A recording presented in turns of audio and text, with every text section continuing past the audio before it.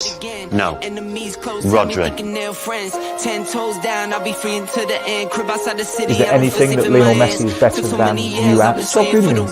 I respect your opinions.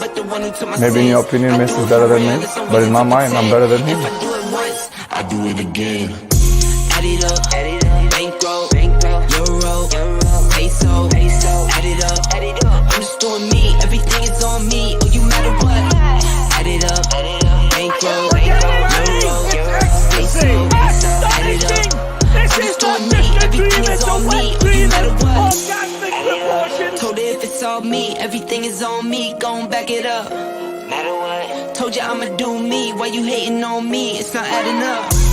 I do roll like a Mack truck. Country heart, I might cop a farm and go act up. Like scars, I was cold-hearted, now I'm back up. Keep it real, I do this once a month. I don't rap much. I just hit the money and go stack up. Only buy cards and get tatted up. All that other bull, it don't matter much. You only climb me, I put the ladders up. No fault, I done doubled up on the workload. I think I fell in love with the bankroll. Pray up, get money, then we lay low. Add it up, bankroll, euro, peso, add it up. I'm just doing me, everything is on me. Oh, you matter what? Add it up,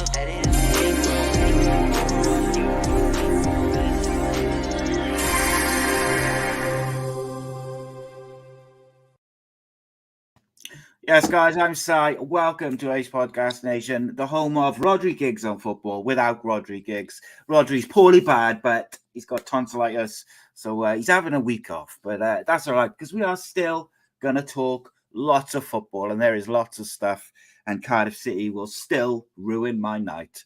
But here we go. Just as we wait for a couple of the latecomers, little Super 6 update. As you know, people, regular watchers will know, we're doing a charity Super 6 prediction league. There's all sorts of ex-Cardiff City, ex-footballers taking part, myself, Rhodri, and a few others. It's been brutal for Rhodri lately. I'm about 20 million points ahead of him. Nothing has changed with that. My screen's not loading, so I can't read the update, which is always handy. But we'll get that up now. There we go. Look. It was a big week, actually. There was a lot of people getting into the double figures points. So we had 36 people scored 10 points or more. Steve Shanahan came top, scoring an impressive 19 points. Ex-Cardiff City legend Cohen Griffith still top for the season. But how are the other celebs and ex-professionals doing? Jeff Stelling, 28th. Lee Jarman, 38th. Super Kevin McNaughton, 64th. Gavin Gordon, 65th. Andy Campbell, 75th. Willie Boland, 82nd. But Andy Legg propping up the celebrities and the ex-players at 88th place. Rhodri forgot his predictions again this week, which means he has dropped to 81st place, while I scored a whopping 10 points, which means I'm up to 61st, leaving him behind. The next round is 3 p.m. Saturday, so don't forget to get your predictions in. And of course, if you want to test your football knowledge against the lads and ladies, then get involved. You can contact Will Meliush on Facebook, and he can add you to the group. And myself and Will, I've got a little project coming up there, so coming up soon. So look out for that. It's very exciting. But let's get on with it. I'm joined this evening, a new face to the channel, but a face that I'm very familiar with as he does my podcast at Eat Sleep Media in the studio. But I'm delighted to be joined by Eat Sleep Media content producer and, of course, Welsh football fans man, Mr. Evan Powell. How are you, buddy? Not bad. Pleasure to be here, mate. Yeah, looking forward to having a chat, mate. I enjoy speaking to different people. So obviously I spoke with you lots anyway, but we'll properly dive into some football now. And there is a lot to talk about, mate. I think so. We're going to start with Cardiff City. Going to get it out the way because it's painful, and then we can move on to anything else really, because it is absolutely brutal. It's I just think Steve Morrison's probably sat somewhere, just kind of chuckling to himself. Every 5 minutes, he just starts laughing because it seems like years ago now, but Steve Morrison was getting that team playing It was looking positive, really looked like he was building. And I said at the time, I felt like this season would be like a, top 10 finish, but next season they could really push on under him. And then all of a sudden he was gone.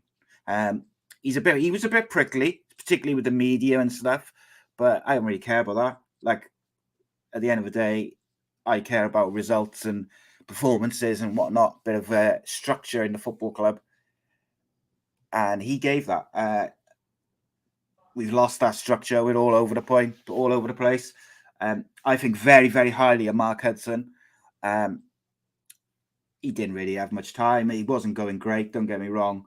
I think it probably got to a point where he had to go. But equally, if they're going to give it to him to the end of the season, I felt like they could maybe give him a little bit of more time. The thing which worries me is the absolute silence from the football club.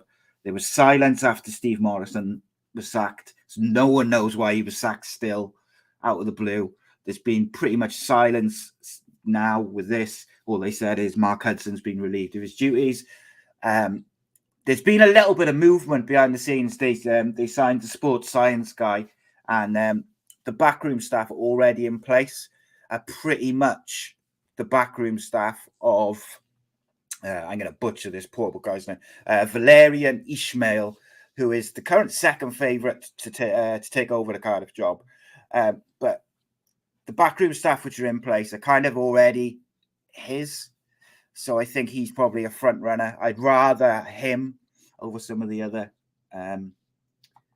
candidates. But Evan, what do you make of the way Cardiff City have conducted themselves this season, both on and off the pitch, mate? At the end of the day, I don't know a club like Cardiff. From an outside perspective as well, I've never followed them, but having a page like Welsh Football Fans, you can engage fans' opinions on a daily basis, and the negativity that's constantly surrounding Cardiff, it is not many words you can use to describe that club on and off the pitch. When you think things are back to some sort of normality at the start of the season, Morrison having this rebuild, fans are over the moon for it. Some results are coming, some games are better than others. And then he's sacked out of nowhere. Bryn Hudson in, well-respected club legend, one of the nicest people involved with the club over the years. And now he's had his managerial career over within the space of a month and a half. And yeah, it is mental. And I know why people follow their clubs. And Cardiff have got that massive following. But it's going to get people in that crowd now who are thinking, why am I doing this anymore? The club ain't going backwards trajectory, and it's very, very hard as from a neutral perspective to look at it and think, what is the appeal to that? And I have got so much time for anyone who's still following them home and away. And I don't know, it's wild as a club. It's shambolic, mate. Honestly, it's... from the board down to the team, it's embarrassing. And like with Mark Hudson, right, maybe I'm a bit biased. I've met him, spoke to him yesterday. Like, he is one of the nicest blokes I've ever had the pleasure of spending any time with. He's such a sound guy. And like, I'm not sure what they expected from him. It was like his first permanent job as a manager. Obviously, he's had a couple of caretaker jobs, but and he can only work with what he's got. And the players which are there aren't doing it for whatever reason, whether it's because they're not good enough, whether it's the coaching, whether it's someone else, like they're just not really doing it. However, under Steve Morrison, they kind of were, or at least starting to. So it's like, is it the coaching? Is it the manager? Is it? I don't know. One thing I know is that who they bring in now is so important for a variety of reasons. And for me, if they bring in Neil Warnock, I said a couple of weeks ago, like if they bring Neil Warnock in, I think it's a massive step backwards. Now, I love Neil Warnock. I got massive respect for everything he achieved at Cardiff and he achieved in his career. But a man is 74 years old. Like, leave him retire. Yeah. Jesus Christ. Like, leave the man alone. in terms of who I would like to see, I would probably like to see Valerian Ismail, former West Brom boss. I like the way he plays football, but most of all, I like the way he conducts himself. He's very passionate, very calculated, very tactically, very clever. And also, wherever I've seen him go or wherever I've sort of followed him, he gets players playing for him. And that's the one thing we need and what we lack is the players, no matter who you're playing, whether they're a better team than you or not, is giving 110% and you'll run through a brick wall for the manager. It makes such a difference. And it feels like a long time since we had a Cardiff side who was really willing to do that outside of maybe one or two. So shambles, mate. The protests are already, I see on social media, there's protests being organised for the games and stuff. And look, I get it, but I just don't think the chairman will leave, or the owner will leave rather, until he's ready to go. He'll go in his own time. He's shown with his actions over the years he will do what he wants. He very rarely is over in Cardiff, so he's away from the noise. He's away from the negativity. Like he's not there day in, day out, so he doesn't feel it. But then, if a new owner just comes in, does that just make all the problems go away? Does it solve all the problems? I'm not sure, because I think a massive issue, just quickly, is you've got the football team and the coaching staff and all the football staff, and then you've got the board, but there's no football man on the board, and there's no football man in between. So you've got basically what is effectively a load of bankers. I said bankers with a B, playing football, running a football club, making decisions on football team, but none of them actually really are football people. That's a problem. I don't know, like how much difference would new owners come in? Obviously, if you take out the kind of transfer fund aspect of it, because obviously they've got no money to spend at the moment, and I'm not even sure if they're still under an embargo. But like, does a new owner just quickly, does that flip a switch straight away and lift everything? Or is it not as simple as that? If a new owner walked in overnight, no, it's not going to be instant fix straight away. There's so many issues surrounding the club from top to bottom that whoever would be willing to take them over, they've got so much to do. And if you're out in the market for a football club, Cardiff ain't a very valuable club to look at and buy right now. And that is the biggest issue, I'd say, is you're stuck with the most incompetent set of owners imaginable, who ain't going to budge on their own accord, regardless of how many protests come along in the next few months or years. And I cannot see anyone who's out in the market for a football club wanting to pick up a club with so many issues at the moment. And it makes you question when you're seeing not many fans, but I've seen a couple suggest here that if they go down into League One next season now and then just start from the bottom up, like burning down the house and starting afresh, that'll kill the club, I think. So I had a conversation with a friend of mine last night as we were getting absolutely dicked by Leeds, right? And because I, like you, I've seen a few people, and I think even I said it last year, like, wouldn't be the worst thing to go down. But I think we're in a different situation now, right? And if you look at League One, right, and League Two, there is some massive football clubs in those leagues. And there's clubs then also who are not as big, but have got more money than Cardiff have. Like someone like Salford, who are paying out astronomical wages and fees and stuff for the level they're at. Like Cardiff can't pay them at the level they're at. Like, so League One, you've got Plymouth, Sheffield Wednesday, Ipswich, Derby County, Bolton, Barnsley, Wickham, Peterborough, Charlton Athletic, Portsmouth. Like, it's an unbelievable list of teams. And anyone who thinks like, we'll go down, regroup, and we'll come straight back up. And that's what Portsmouth said how many years ago? They still can't get up.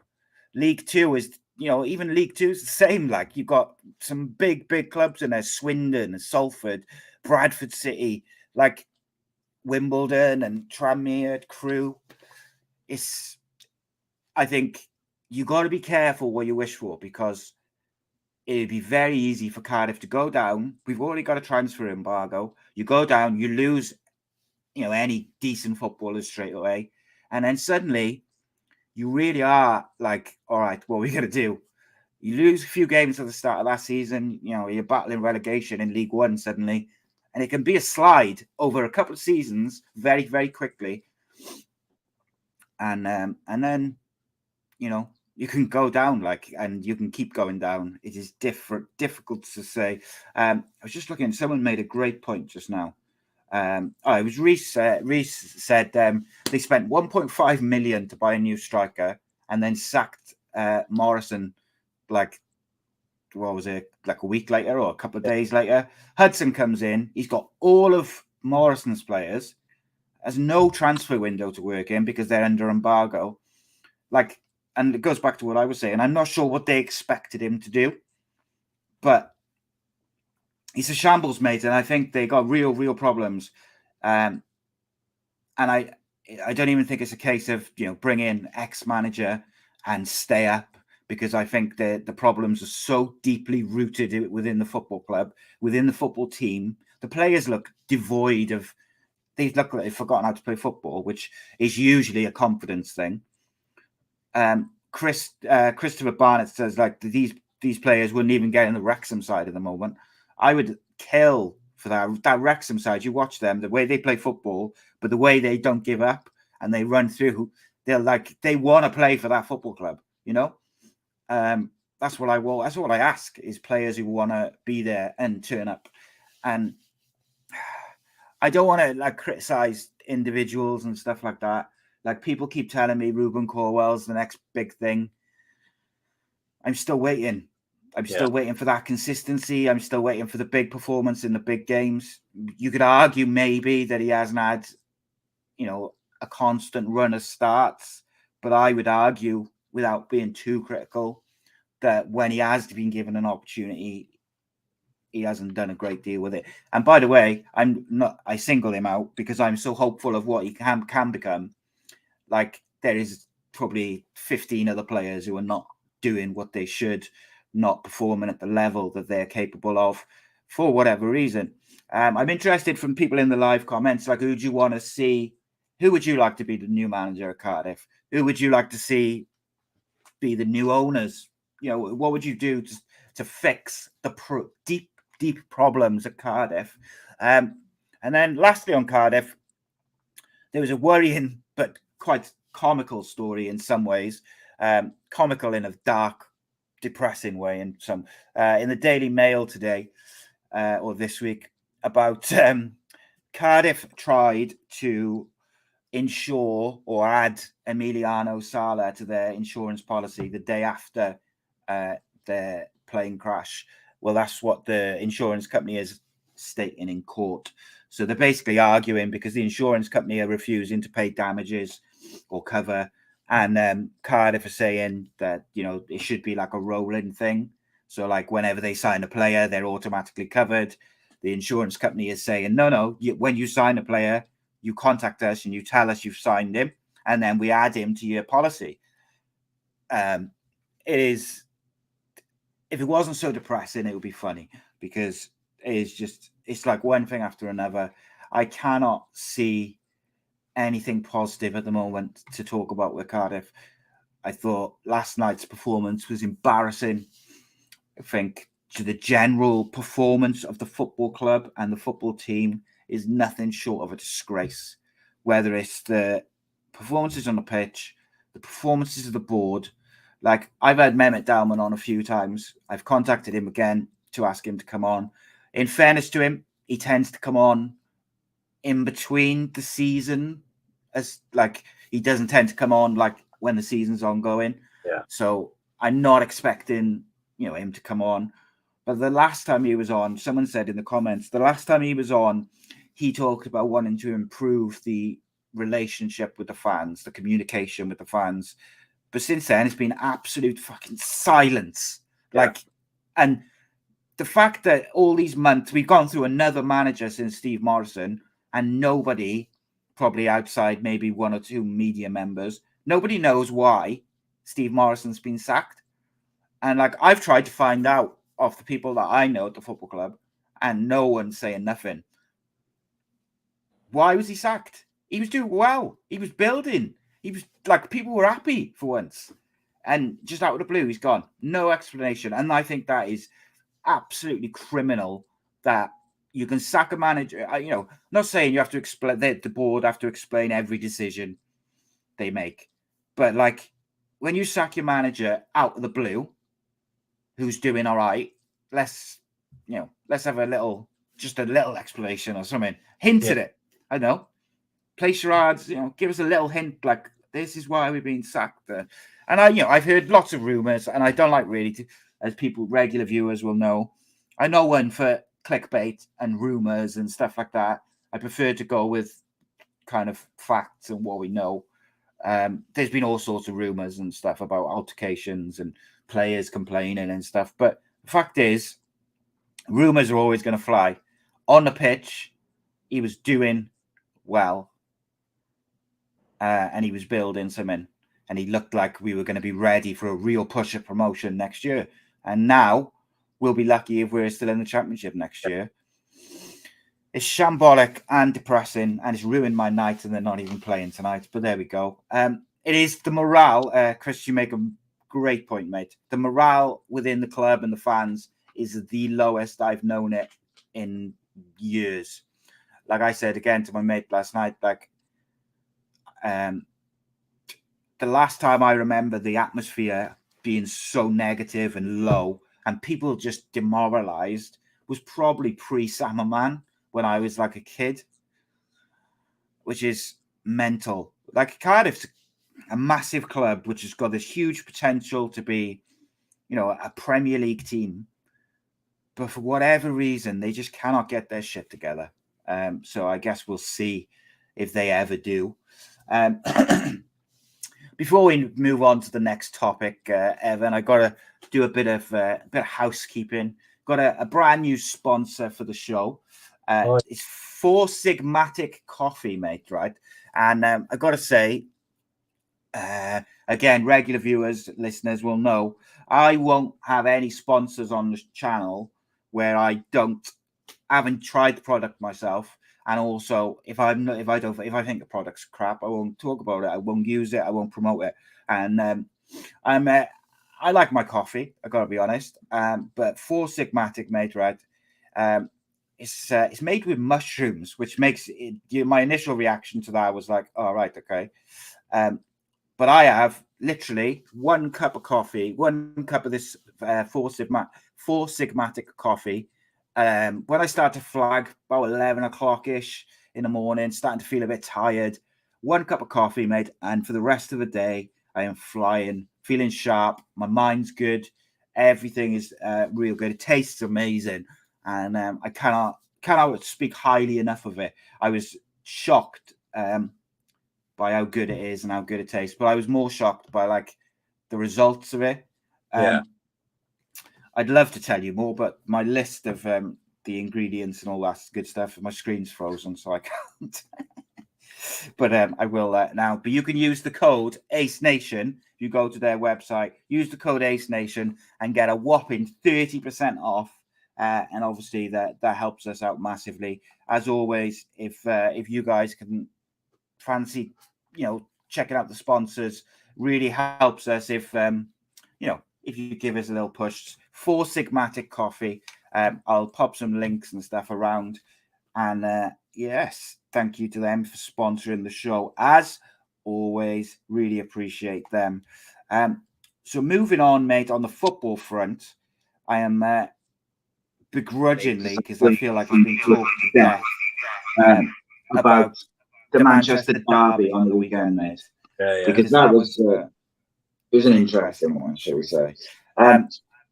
Let's start with that goal. What do you make of it? Should it have stood?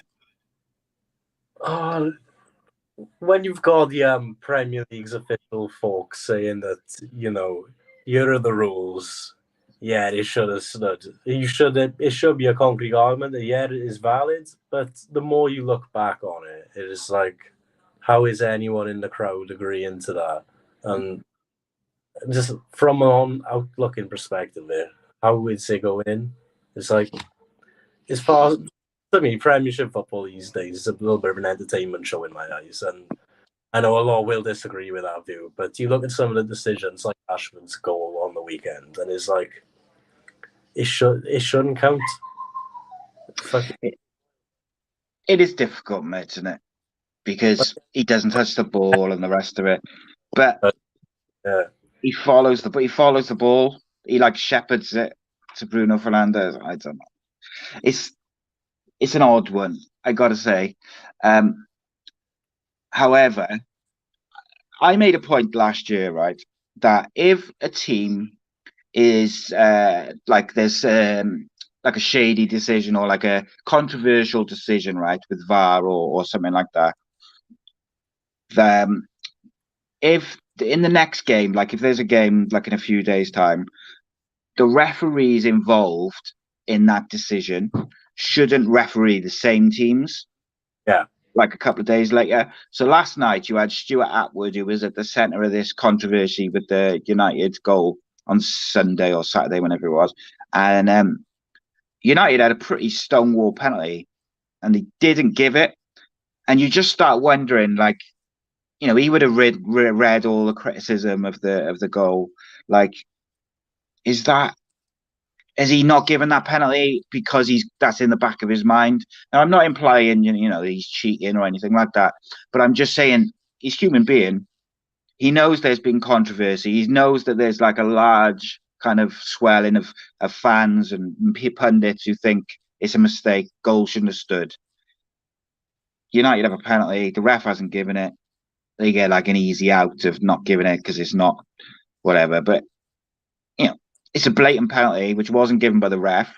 So that's what VAR's for, is to give the penalty, surely. I don't know. What do you think about my theory, though, that refs, if they're involved in like a controversial decision, shouldn't referee the same teams the next game round? Yeah, you'd think that'd actually be a rule, really, just to avoid more things going wrong. Like, well, it's like avoiding the implications as well, isn't it? Of like, obviously, it's a weird one, mate, isn't it? Because I don't like VAR at all, mate. To me, I keep goal line technology and get rid of everything else. I don't like it. It's like, I don't think when VAR is getting so many decisions either wrong or people are questioning, is that right? Like, what benefit is it? Like, football was fine before that. Everyone loved the controversy anyway when there was no VAR because you could talk about it afterwards. Yeah. A few people say, Borough fan says VAR is spoiling football, get rid of it. Will says VAR is the worst thing in modern football. There's just too many controversial wrong decisions and it just takes longer to get there. Yeah, football just hasn't caught on or used it as well as like American football, rugby league, cricket. They all use video technology really, really well, but they incorporate it into their programming. They incorporate it into the crowd at the stadium, but also the viewer watch it on TV.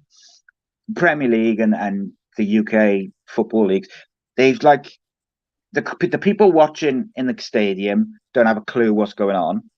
Maybe I think sometimes now they put like offside check or something written on the screens. But I mean, like, people want to see the decision, like you'd see it on TV. They want to see it on the screen so they can debate it and so they can look at it. But all right, get rid of it, in my opinion. What do you think of VAR generally, mate? Are you a fan?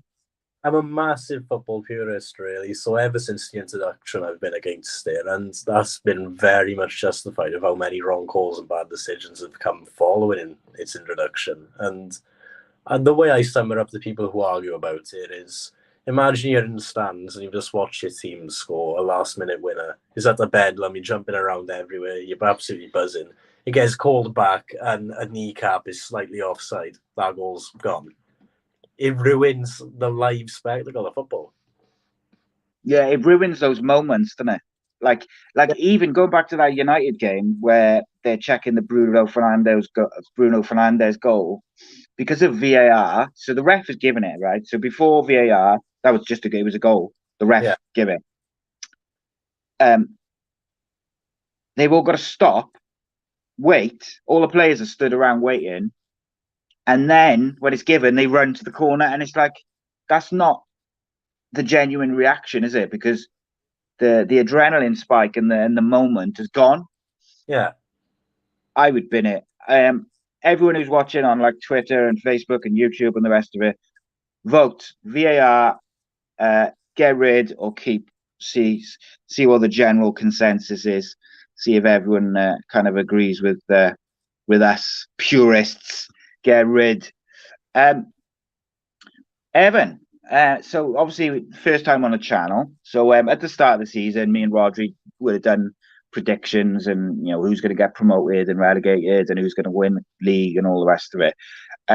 We're about halfway through the season, so I'm going to ask you a couple of questions, see who you fancy for the various things. We'll start with the cups. Carabao Cup is right down to 4 teams now, and it's who's it? United, Southampton, Newcastle, and Forest. Who you got winning that? Do you think? I fancy Newcastle this season just because it starts the impending, I should say, the impending success that's going to come for them now under their new ownership. I wouldn't be able to tell you the last time they've won a trophy. I'm late 50s, early 60s, since they've last won any sort of title. So I think that'll be their first bit of silverware for a very long time, and for the next few years, you can see a lot more of that happening. Yeah, I think the way the draws split out as well, with United getting Forest, you'd expect it to be a Newcastle versus Man United final. And I think that's a massive game for both managers, probably, because obviously it'll be Ten Hag's first trophy if he was to get it. And Newcastle haven't won a trophy for so long. But also, I think it's massive for Eddie Howe, because you do wonder how long he's got before they're like, nah, bring in whoever's the fashionable manager at the time. Like, because Newcastle, they're like a sleeping giant at the moment. They're a massive club anyway. But like the amount of money which Newcastle have is absolutely surreal. Like, people cannot understand how much money they have to spend. And it's like, once they pull the trigger, like, they've been quite conservative since they took over, but you're just kind of waiting for it. Like, you look at Chelsea now, just trying to sign anyone who Arsenal want to sign, just to be spiteful almost, which I find quite amusing. But like, that's coming from Newcastle, and if they get in the Champions League this year, which they got every chance of doing, suddenly they can attract and pay the top tier players, really. Like, Mbappe is rumored to be available in the summer. Like, United, for instance, will be going, we got to make sure we're in the Champions League so we can have that, we're in the conversation. Because there's only a certain amount of clubs who'll be able to afford him and his wages and stuff. If Newcastle are in the Champions League, they could pay him whatever he wants. Will they? Some of these players might sign just for money, maybe. But, it is what it is. So you reckon Newcastle for the FA Cup, for the Carabao Cup, sorry, mate. Who do you think is going to win a Premier League? Or should I say, when are Arsenal going to shit the bed? That's the thing, is everyone's expecting Arsenal to do an Arsenal at the moment, and it's the first time that they've had a good run at it. Even as late, since I can't remember as much about the club as it is right now. And the squad that they've got and the way they're playing, it'll only be themselves who will mess up. But I don't see that happening at the moment. That could obviously change by April, May time. But it's a very romantic footballing story for them to win this title now under Arteta. He's got the morale back. The players want to play for the badge again. The fans are buzzing. Their support this season is something I've noted I've never seen an Arsenal side like it in my life. The fans are buzzing to be there. They've got chance. The Emirates is buzzing again. Yeah, of course, you're too young really to remember like Highbury and those times. But like since they went to that stadium, they were never the same as what they were back in the day in terms of the atmosphere and everything which went with it. I just think, mate, I don't know, like it's funny to me because a lot of these Arsenal fans now who are getting excited wasn't much about a year ago from now, maybe a bit longer. They were calling for his head because Arsenal were down the bottom of the Premier League. Yeah. So, it shows how quickly things can change. I think he's done a tremendous job. I was saying to Rhodri the other day, I've just got a feeling, and people will get annoyed at this, I've got a feeling that United are going to win it just because I think Arsenal will have a wobble at some point. I think there's 9 points between United and Arsenal now. Obviously, they play each other on Sunday, which we'll talk about in a bit. Like last night, they were very poor, but generally, the way Ten Hag has changed them in 6 months is quite astounding. Like the way and I watch them off the ball quite a lot, like the way they press and stuff. Been very impressive. The only thing I think they lack is probably a bit of depth, although Jadon Sancho's training again and stuff. So never know. I just got a feeling with them. When I think of it logically, I think probably Man City or Arsenal. But I've just got a sneaky feeling that Arsenal are going to have a wobble. Man City just don't seem to be able to get the consistency. Liverpool's got an aging squad, so they're not in the race this year. And I've just got a feeling United are going to kind of just keep plugging away 1-0s, 2-1s, and then suddenly they'll be top with a couple of games to go or whatever, and it'll be like, oh, I didn't see that coming. But it'll be interesting. What about relegation, mate? Because the Premier League relegation is quite a fascinating one. Everton escaped by the literal skin of their teeth last year, and they look worse this year. Do you think they go down, mate? Everton? It might come back to bite me on the arse by the end of the season, but I am convinced they're going down. I thought they were going down last year, mate. Yeah, everything around the club at the moment is like City within the Premiership, really, I'd say. You've got awful owners and a fan base who want nothing more than owners out. A squad of players who do not look interested.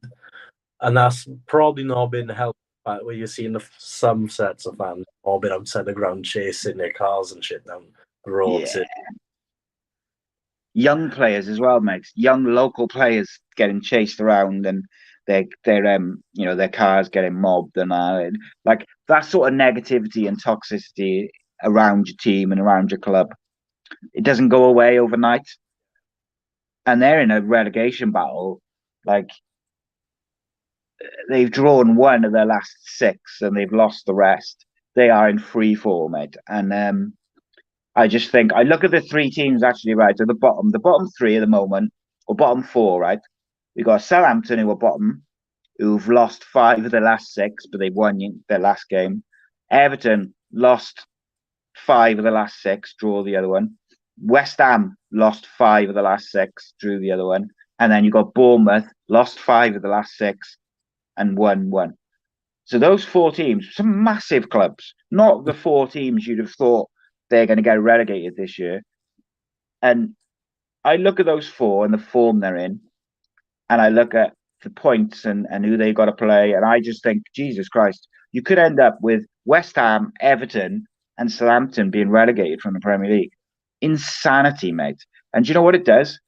It makes the Championship next year even harder again, because you'll have Everton, one of the richest clubs around, in the Championship. Crazy. Yeah. Everton turned down 50 million for that Anthony Gordon, apparently. I've viewed 60 million mark. That is obscene. Because he is not good. He's a young lad. He is young. More potential, really, but turn that much. It's a lot of money in it to turn down for like potential. Like you Yeah. never know with these young players how things are going to go. Like I mentioned Jadon Sancho a minute ago. Like he's got all the potential in the world. Looked like a genuinely top class player at Dortmund, and for various reasons hasn't settled properly at United. He's had a few things happen, like in his personal life. I think there was I think a friend of his like killed himself or something like that. But like which is obviously is brutal to deal with, and you can't accommodate for that. But you never know what's going to happen with a young footballer. So to me, if you get 50 million for someone who's not really a proven first team starter, you gotta take it. Yeah. But then Everton don't need the money, so I guess that's what happens when you don't need the money. You can keep who you want, no matter the money and the offers. So who do you think is going to go down then? Give me 3 to go down. Oh, I might go with the same, just because of how mental and make a championship look next season. I might pick with the same 3 as you, to be honest. Everton, West Ham, and Southampton, is it? Fucking hell. Just imagine you win the championship next season with them 3 down as well. Oh my God, mate. Do you know what? All right, the championship, if Cardiff somehow manage to stay up and those 3 go down, they may as well get ready to pack to go down next year, because you've seen what Leeds did to Cardiff yesterday. I'm not being funny, but like a West Ham or an Everton or even Southampton, they streets above of Cardiff City at the moment. And you're talking like they've got some money to spend. They'll sign some players. They might lose a couple, but they'll sign some proven championship players. It's just absolutely obscene. Before we move on to the championship, who do you think is going to win FA Cup? Go on. It's hard to tell, really. The good couple rounds in, but for a lot, why not Wrexham? Why not just have their fairy tale What a run story for that story? Yeah, they're filming another series, that documentary as well. What a way to cap it off! I think they've been a breath of fresh air idea, and I know like there's a bit of jealousy in there from other teams in around them and their league, and people don't like the fact that they want to, they because of who the owners are, they get in a following in America, and people don't like it, do they? It's like the FA or whatever, like they feel as if they're getting the bit above their station, like because they're appealing much wider than what they would be without those owners. It's a fact. Like it's nothing you could do about it. Like you shouldn't. If I'm the FA and Sky Sports or whoever's got the rights to the whatever league they're in, I think it's the Northern Premier or something. Like whoever's in charge of it, embrace it. Use it to further spread your brand and stuff. Like, but I fancy Wrexham will have a bit of a run in the FA Cup. I hope they do, because I find like I said at the start of the show, like I find the way they play football is beautiful. It reminds me of Kevin Keegan's Newcastle. It's just like we'll score more goals than you, no matter how many you score. Which is always, it's exciting to watch, isn't it? No matter what. Championship then, mate. Who do you see going up and down and the rest of it? Oh, it's going to sound bad there, and I run a football page, but I don't really look at the league standings for the EFL, really, but I do think stand a chance of going up again. I've seen clips from their games this season, and the company has got them to into the business, really.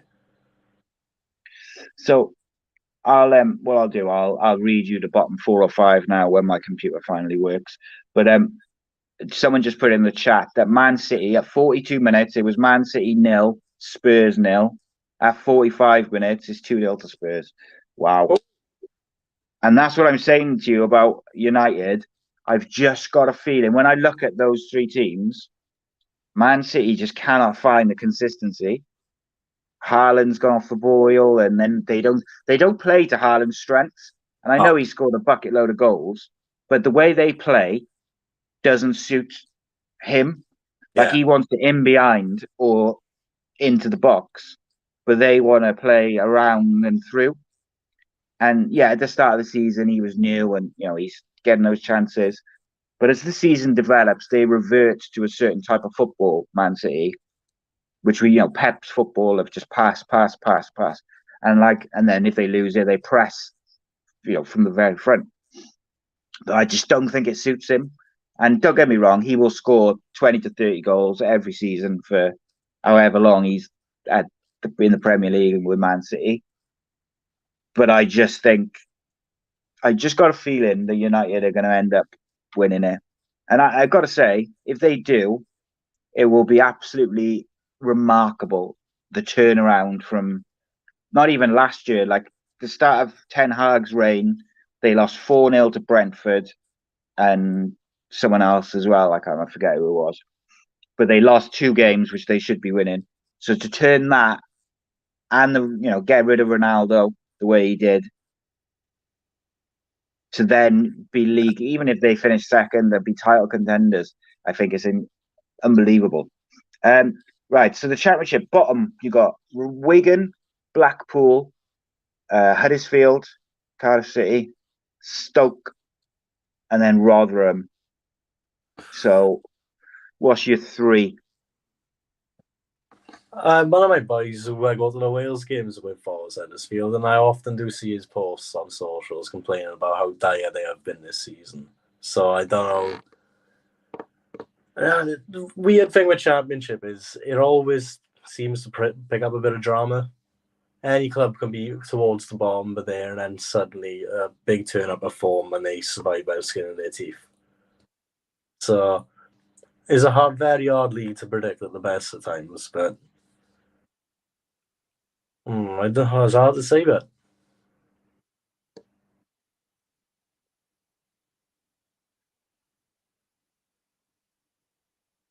I think you're on mute, site.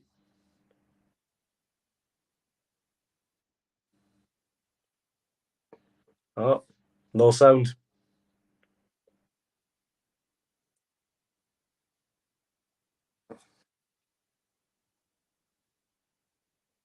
Right, am I there? Go. No, where my computer was playing silly buggers, it just changed the mics for some reason. So what I was saying is, what I said with no sound is Blackpool are definitely going down because they've appointed Mick McCarthy as their manager. So they're definitely going down. Because in my opinion, mate, and I said this with Cardiff when he left, when he joined, any club in the Championship or the Premier League who is still employing Mick McCarthy, Neil Warnock, I don't quite put Sam Allardyce in that bracket, but like these guys who are like 65, 70, and they're still employing them, mate.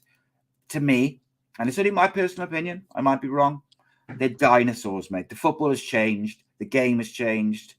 The way you manage players has changed. Like, he's just not a guy. He's just not a guy for this. So they're going down 100%. Wigan, I think, are done. Although Wigan kind of clawed it back a little bit after a rocky start. So it's still really tight. Like, there's only 4 points from Wigan at the bottom, or 5 points from Wigan at the bottom to Rotherham at 19th.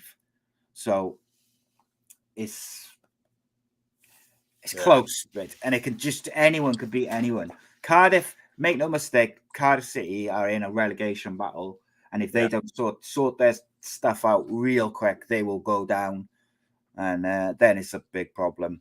In terms of the playoffs, I think I think the 4 in the playoffs will be Middlesbrough. Michael Carrick's doing an absolutely phenomenal job at Borough. He was linked with Cardiff when Mark Hudson took over. And I saw a lot of people saying, "Oh, he's not proven, he's not this, he's not that." But he came in with a plan. He came into Borough. He knew exactly who he wanted to work with in terms of his coaching staff. He knew exactly what players he wanted to get in on loan and sign. And he got it all done as quick as possible so that he could hit the ground running. And Michael Carrick, I think, is doing absolute phenomenal job. And hopefully Borough go up, because one, I've got obviously friends who support Borough, and I would like it for them. But also, I hope he goes up, because if they don't go up, I think Premier League teams will be having a look at Michael Carrick, because he's done a great job with Borough. Absolute great job. Just to confirm, guys, can you just confirm that my sound is back on? Because Evan could hear me, but I just also want to just put in still no sound, but just hoping that they're just a little bit behind. I think it'll be Borough. I think it'll be Watford, Blackburn, and I think Sunderland or Luton will be the fourth team. They'll be the kind of late runners. So Sunderland or Luton, and then it'll be Blackburn, Middlesbrough, and Watford. I think West Brom will miss out. And I think Burnley and Sheffield United are way above anything else in the league. I think Burnley will win the league, probably. I've been very impressed with them. Been very impressed with Company and Bellamy combination, I got to say. But it's going to be interesting, because I got a bad feeling about the end of this season for Cardiff City, which is unfortunate, to say the least. But let's be honest, all of Cardiff's problems have been brought on by Cardiff. Haven't just appeared out of the blue. No one knows why.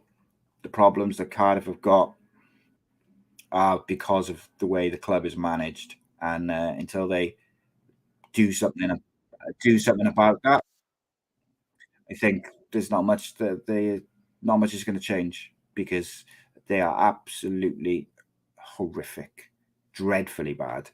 But we'll see, I guess. We'll see how the season progresses.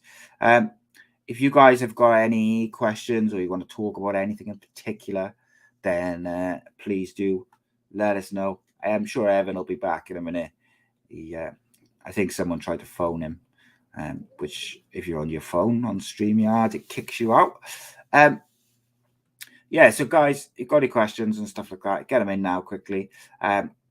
While Evan's gone, I will say again, please do check out the old sponsors.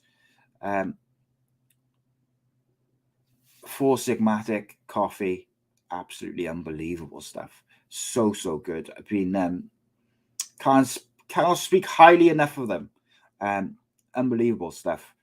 Really, I feel like since I had COVID last year, I've had a bit of the old brain fog going on sometimes. Some days I just feel a bit I just can't get my head straight.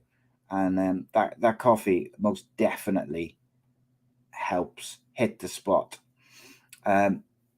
He says, if you speak to Mark Hudson again, from all the fans, can you tell him thank you for everything? Funny enough, mate, I said something very similar to him when I spoke to him yesterday. It's so unfortunate, isn't it? It's just one of them things. And of course, Violent Money as well. Check out their apparel and stuff. Use the code Ace Nation, get a discount. They got some nice stuff as well. Helping, support the sponsors, supports us, and check out the Patreon if you want to as well. It's only I think there's even a couple of £1.50 slots or £2 slots left, or £3. I don't know. There's a discounted slot, should be £5, and it's £3 or something. But that's what keeps the channel going. We've got some big plans for this year.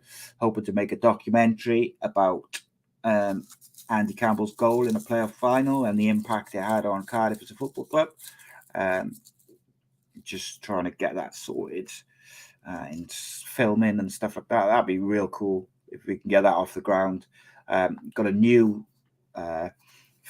football related channel coming soon with Will, which I mentioned earlier. I won't tell you too much about that. We'll bring some stuff out soon, but that's exciting. Really excited to do that and kick off something extra new.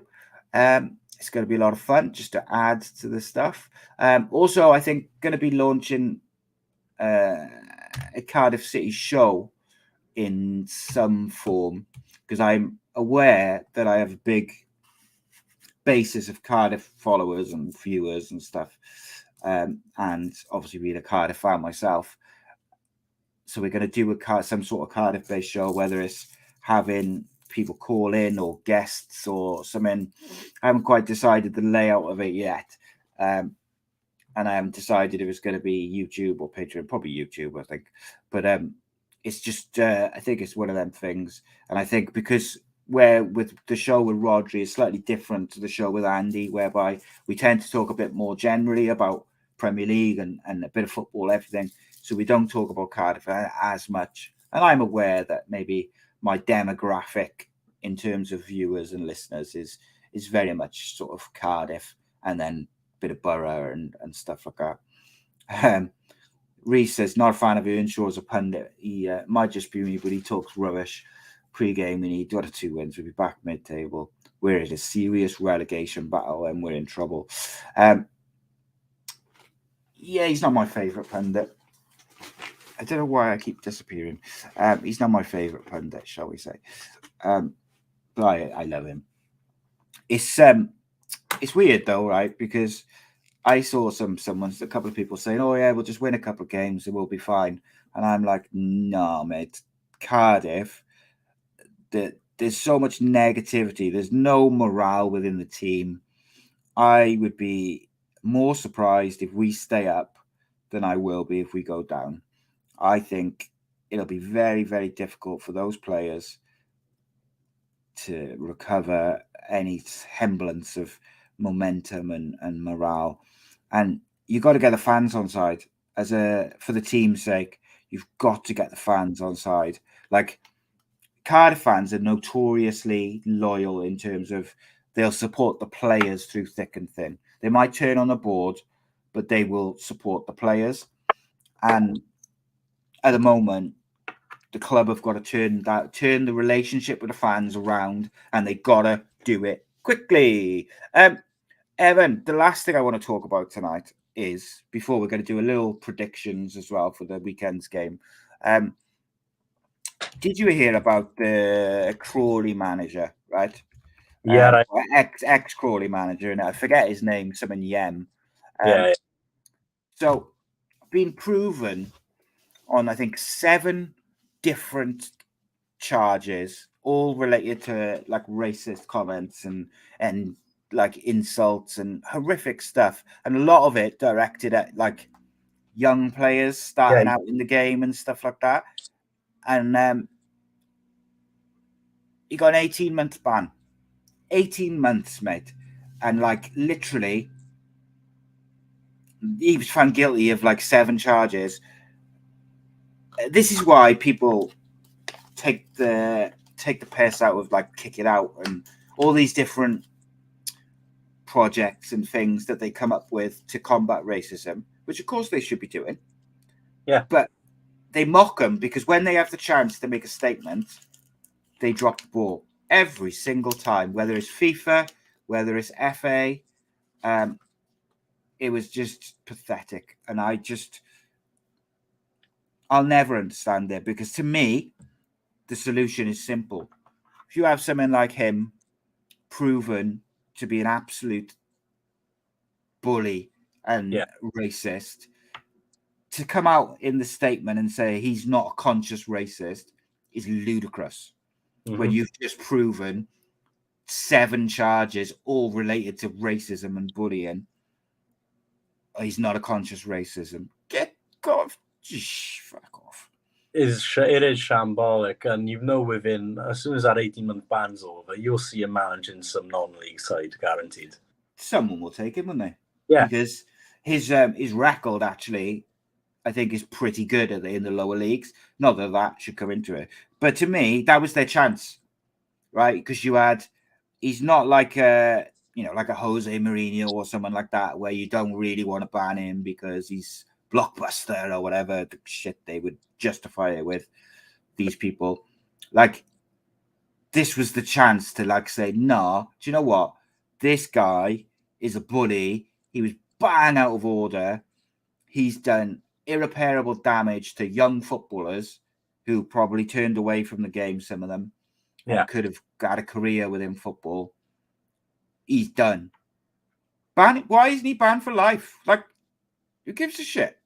It is When I say who gives a shit, I mean not like who gives a shit about what he's done. Obviously, I mean who gives a shit about him and his. If he wants to go and he can still work, go get a job in Tesco's if he wants, but he can't have a job in football. That's what it should be. Mm-hmm. Absolute disgrace. 18 months. Oh, made me sick. It's absolutely sick hearing that, because when you hear some of those comments that he made, or when you see like some of the things he was saying on a regular basis to like these young footballers, like how is that acceptable? Like it should, and the big worry there as well is this is all out in the public now. If you're a young footballer who's in an academy setup, you're going to have them fears of that happening to yourself as well. There's so much wrong with that case. Having several accounts of horrific abuse, and it's a slap on the wrist as a punishment, essentially. It is shambolic, and questions do need to be asked, I'd say, about the governing authorities in football to how lenient they are with this. It doesn't do it. Example whatsoever. FIFA does it all the time as well, don't they? When you have like Russia or whoever like doing monkey chants or racial abuse or whatever, like they give him a piffling, play a game behind closed doors or a fine, which doesn't come into anything. And it's just like, until they start making an example of these people and these nations and these clubs and all the rest of it, it is just pointless. Like, and I think people again, I saw the reaction to that on social media. I would hate to be the next spokesman for whatever campaign they do next, because whatever campaign comes next, kick it out or whatever, which they are, they should do that. They should do these types of things. But in order for those things to work and further stop racial abuse and stuff like that, you've got to back it up by where, if there is instance of racial abuse in the crowds, in the teams, in the coaches, whatever it may be, you've got to hit it hard, and you've got to, that's how you do it. 18 months when he should have had a lifetime ban from football, in my opinion. Yeah. Would you have given him a lifetime ban if it was your decision, or would you have given him 10 years or?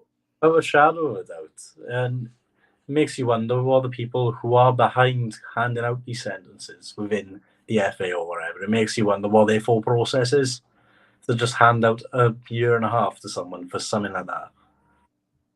A year and a half's just like in football. It's like a holiday, isn't it?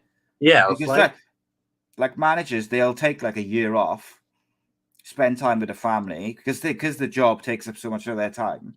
Yeah. So like 18 months is literally like, it's like a holiday for him. It's infuriating, mate. Absolutely infuriating. So what we do to finish, mate, is we have a look at the Super 6 games for Saturday, and me and Rhodri give our predictions. Now, Rhodri should put his predictions in like I do as we do them, because he keeps forgetting to do them, but he doesn't. But I'm clever, so I'm going to go and crack on now. Just got to load up the old app.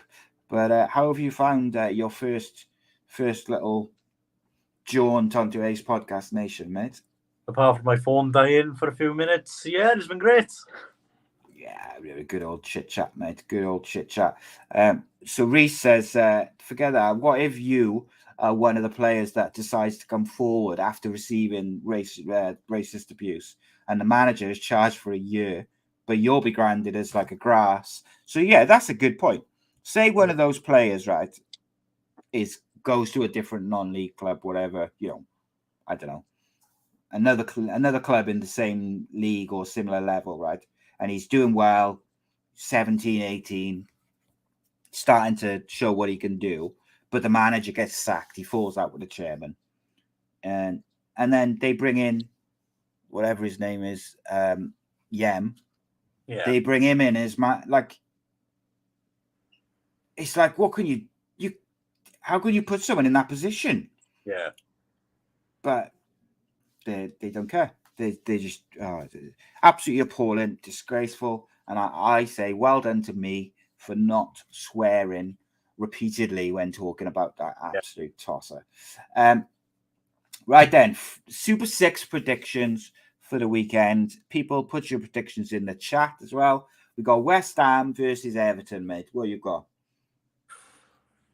Both sides need the win, without a shadow of a doubt. And at the moment, relegation fodder. Just to say 1-0 West Ham. Yeah, I've gone 2-1 West Ham. I think it'll be close, but I fancy West Ham at home. And Everton, I just can't see how they're going to get it together, to be honest. Leicester City at home to inform Brighton, who absolutely smashed Liverpool off the park last weekend. Yeah, Brighton are riding high on that confidence at the moment, aren't they? So maybe a 2-1 to Brighton. Yeah, I got 3-1 Brighton there. Leicester are in a bit of ropey form, and Brighton are on fire. They're not just in a bit of form, by the way. They look like a real team. Brighton do. Yeah. And if I was Graham Potter, I'd be thinking, oh, fucking hell, what did I do? Why did I leave Brighton to go to Chelsea? Because there's no way, right? There's no way, by the way, just quickly off topic, there's no way Graham Potter is in charge of bringing in all these players at Chelsea. No chance in hell that there's not a guy above him going, you are, have him, we're signing him. Oh, Arsenal want him, we'll have him as well. Unbelievable stuff. Bournemouth versus Nottingham Forest. I'm going to say Forest 1-0. I know Brennan Johnson's going to be one guy in our goal. He's on banging form, mate. Banging form at the moment. As a Welsh, brilliant to see him coming into Brennan. Yeah, he needs to play though, mate. Needs to play week in, week out. Yeah. I think he's special, but you can only be special if you're playing. You can't do anything off the bench. You were sat there. I gone 2-1 Forest in that one because Bournemouth is struggling. Palace versus Newcastle. So I went, and originally I'd gone 2-0 to Newcastle. I'm actually going to change that. No, I'm not going to change it. Palace do look like they're struggling to score, even though they played well last night. I've gone 2-0 Newcastle. Newcastle United. Yeah, I'm going to say the same. And it is a shame, really, because when it started off with Vieira and Palace, they were looking good, and with Austin Roberts being their assistant, I have got a nice little soft spot for Palace, but it hasn't been going well for the last 2 weeks at all. Yeah, they were good yesterday, but they just don't look capable of scoring a great deal of goals, which is quite mad when you look at the pace they got up front. Yeah. But Austin Roberts, by the way, I wouldn't rule him out as an outsider for the Cardiff job. I haven't considered that one, actually. That is some food for thought, yeah. Heard of you first. Leeds versus Brentford, mate. The both sides have had some decent form at the moment. I'm going to say 2-2. 2-2. Yeah, I got 1-1. I have, but 2-2. Interesting. And then the big game of the weekend, Super Sunday, Arsenal at home to Manchester United. Who you got there, mate? Oh, it's going to be a cagey one, I think. But do you reckon? The first game they played was really open, and United just hit them, like, really done the damage on the break. But I thought Rashford was poor last night for the first time in a very long time. Looked like he was tired. But they've played, Arsenal will be their fourth game in 12 days. So, yeah. And Casemiro's out. So, if Arsenal are going to win the league, mate, that's their chance to make a statement. Yeah.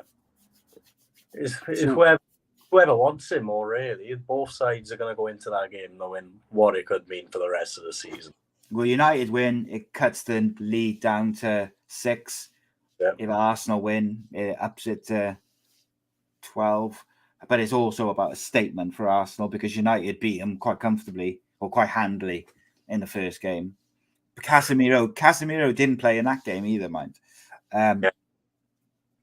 Oh, I'm going to say 2-1 Arsenal with a last-minute winner just to make it a Super Sunday Heritage Barclays Premiership. Interesting. So I think is a little prediction for you, just with that game. I think that Luke Shaw will play centre back again, and I think Martinez will play in that holding midfielder role, and he'll give Odegaard an absolute shoe-in. He will have stud marks all over him by the end of the game, and I think Manchester United will win 2-1. But I wouldn't be surprised to see it go 2-1 Arsenal either. I think it's going to be a good, close game. But I think when I look at like the defenses and the keepers, I think United have got a slight edge. But I think in the midfield, I think the problem without Casemiro, United haven't got the consistency in the midfield. So like there's been times where Fred and Eriksen, Eriksen's been outstanding, but like Fred and McTominay, they might be amazing. Like they might be really good on Sunday and they might beat Arsenal, but they also might look like Sunday league footballers as well. So that's the problem, and that's why they're probably going to, go at the end of the season, those two. But I've gone 2-1 United. I've been impressed by Erik ten Hag. To finish us off, Evan, I would like to ask you, what accent can you do the best? Newcastle? Scottish? Oh, Aberdeen? none at all. There's got to be one. There's got to be one that, like, when you're in the shower, you're giving it large, like Geordie. No, I never tended to boo. because of how strong my Valley's accent has become. Yes, it's hard, isn't it? Yeah, I've grown so used to just speaking as I do that I haven't really performed into like doing anything else, even for a laugh. And I just think I did sounding like I've come from the back arse and beyond. That's my niche really now. I'll lay you off. Yes. But if you guys want to get a nice Ace Podcast Nation t-shirt like this, links in the description. Get on it. They're very nice, very soft. Guys, as always, thank you for watching. Going to start churning out some more than one show a week now. Like Christmas break is gone. I've had a little break to repair my brain, to get my head sorted, and feeling pretty good now. So, like I said, gonna have a few different things. Might have a little championship show come in. Might have a Cardiff show come in. Hoping to start filming my little documentary soon with on Andy Campbell's goal and the impact it had on Cardiff City as a football club. But we'll see if I can get that going. Hoping it'll be done by the end of the year anyway, in some shape. But it's that's completely self-funded and filmed and everything. So we got to do it. If you want to support the channel, support the sponsors like Sigmatic 4, Violet Money, or you can join at patreon.com/Ace Podcast Nation for as little as a couple of quid a week. I think as well, you can become a member on YouTube as well. I don't know if that's active though. Someone will tell me. I think it is. Keeps the channel going. What can I say? Appreciate you all. Evan, thank you for your time, mate. Appreciate you joining me. Pleasure to be on here. Welcome back anytime. And I have no idea what's going on with my camera tonight. It's all over the shop. Broken is what it is. Nice one, guys. See you next week.